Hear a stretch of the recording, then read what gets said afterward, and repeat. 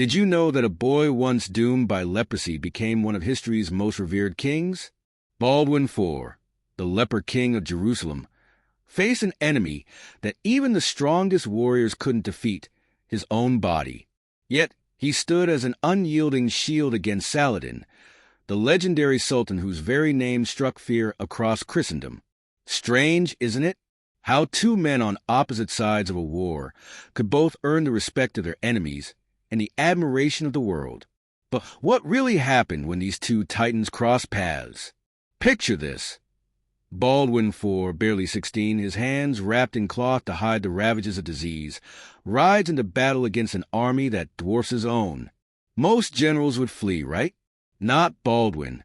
He faced Saladin's forces head-on at Montcassar with such ferocity that even his knights whispered of divine intervention. Can you imagine the sight? A boy, crippled but unbroken, leading a desperate charge while the odds screamed defeat.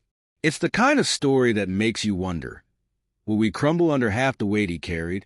But let's not get too comfortable in Baldwin's triumph.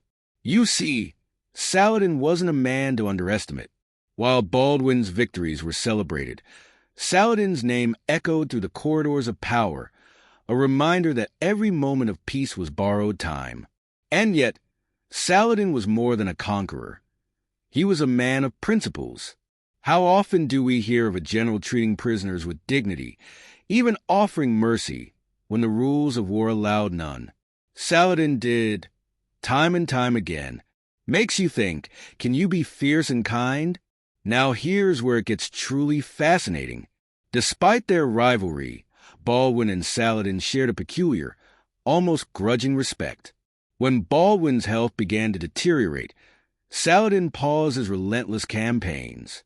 Not because he feared Baldwin's successor, but because he understood something rare. That true greatness isn't about crushing your enemies.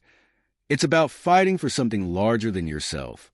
But don't mistake this for a fairy tale. Both men lived in a world where betrayal lurked around every corner, where every handshake might hide a dagger, and still, they carved out legacies that inspire us centuries later. What does that say about the battles we face today? So, as the sun set on their lives, one crippled by disease and the other burdened by endless war, they left behind a question that lingers to this day. Can strength and honor coexist in a world built on conflict? And before you answer, think about this. If two sworn enemies could find humanity in the midst of chaos, what's stopping us from finding it in our own lives? It's haunting, isn't it? The idea that two men destined to clash could embody virtues we desperately need today. Courage, resilience, compassion. Baldwin fought, not just against Saladin, but against time itself, knowing his days were numbered. And Saladin, often painted as the villain in Western tales, showed the kind of restraint and wisdom that kings dream of having. How many leaders today could even compare?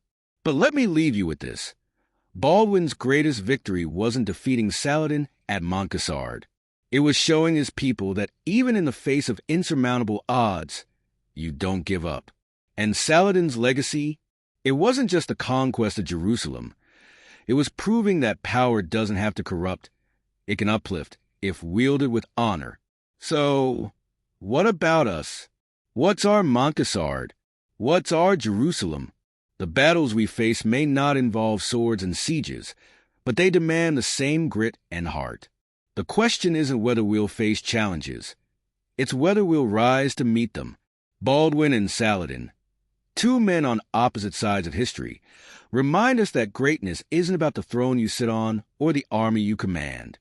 It's about the principles you refuse to abandon, even when the world tells you to. Now, here's the real twist. What if their story isn't just a relic of the past? What if it's a blueprint for how to live today? Something to think about the next time life throws its own siege your way, or when you're wondering whether mercy and strength can walk hand in hand. So, tell me, if you were in Baldwin's place, staring down an unstoppable enemy with nothing but faith and a sword, would you charge? If you were Saladin, holding all the power in your hands, would you choose mercy over revenge? Strange how history doesn't just tell us where we've been. It dares us to ask where we're going. And maybe, just maybe, the answers are hidden in stories like theirs.